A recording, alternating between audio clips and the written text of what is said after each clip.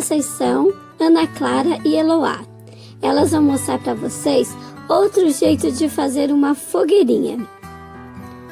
Elas colocaram pedras em círculo e no centro desse círculo colocaram um pisca-pisca de Natal.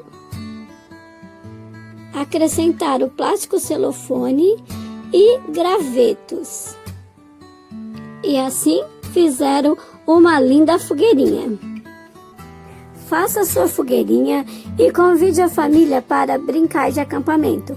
Mas lembre-se, fogo de verdade é perigoso. E esse é o último trabalho dessa semana. Tchau, gente!